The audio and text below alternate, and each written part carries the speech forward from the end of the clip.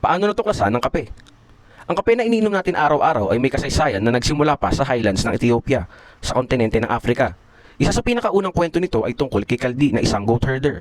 Si Kaldi ay isang simpleng tagapag-alaga ng kambing at ayon sa lumang salaysay, napansin niya na ang kanyang mga kambing ay naging sobrang sigla matapos kumain ng berries mula sa isang partikular na halaman.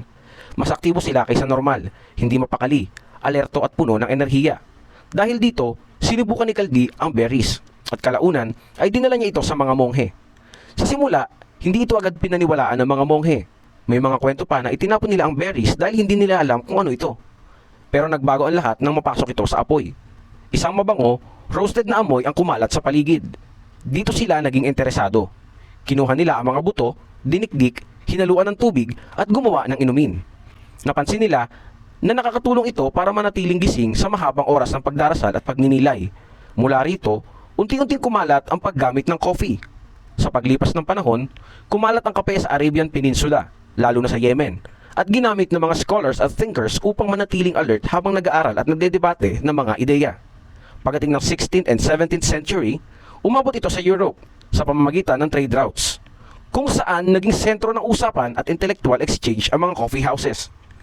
Ngunit kung babalikan natin ang mas malawak na konteksto ng kasaysayan, mahalagang tandaan na ang Africa ay hindi lamang pinagmulan ng kape. Sa early times, marami ng advanced na sistema ng kaalaman ang umusbong dito. Ang mga sinaunang kabihasnan sa Africa ay may malalim na kaalaman sa astronomya, engineering at mathematics. May mga ebidensya ng early mathematical thinking sa mga Egyptian civilizations, mula sa geometry na ginamit sa pagbuo ng pyramids hanggang sa advanced na measurement systems para sa agrikultura at konstruksyon.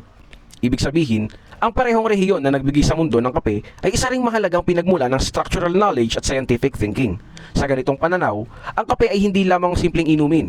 Isa itong produkto ng isang kontinente na matagal nang may ambag sa paghubog ng kaalaman ng tao. Mula sa mathematics at architecture hanggang sa mga ideyang nagpaunlad sa global trade at kultura. Tingin nyo, correlate ba ang coffee sa pag-usbong ng malawak na kaalaman at progreso ng lumang sibilisasyon?